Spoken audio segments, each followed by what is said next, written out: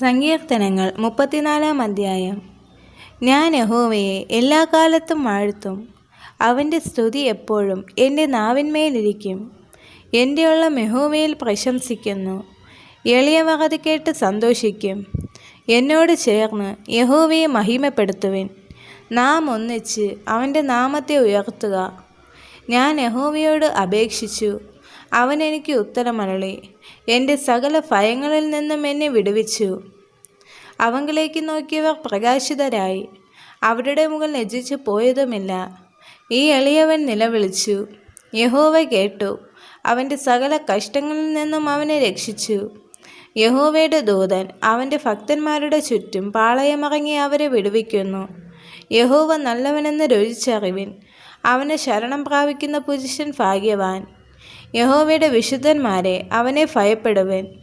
അവൻ്റെ ഭക്തന്മാർക്ക് ഒന്നിനും മുട്ടില്ലല്ലോ.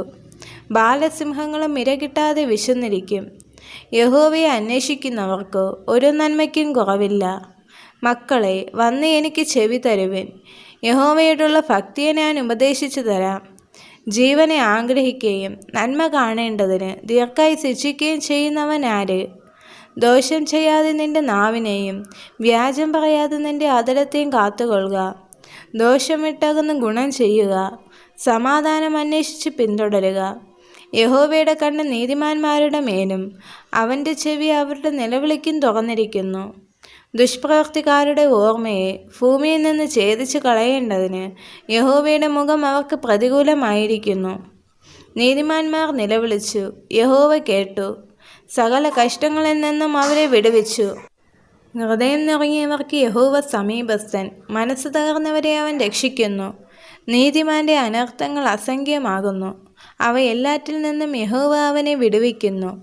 അവൻ്റെ അസ്ഥികളെയെല്ലാം അവൻ സൂക്ഷിക്കുന്നു. അവയിൽ ഒന്നും ഒടിഞ്ഞു പോകുകയുമില്ല. അനർത്ഥം ദുഷ്ടനെ കൊല്ലുന്നു. നീതിമാനെ പകയ്ക്കുന്നവർ ശിക്ഷ അനുഭവിക്കും. യഹോവ തൻ്റെ ദാസന്മാരുടെ പ്രാണനെ വീണ്ടുകൊള്ളുന്നു. അവനെ ശരണമാക്കുന്നവരാരും ശിക്ഷ അനുഭവിക്കുകയില്ല. ഈ വചനങ്ങളാൽ ദൈവം എല്ലാവരെയും അനുഗ്രഹിക്കുമാറാകട്ടെ. ആമേൻ.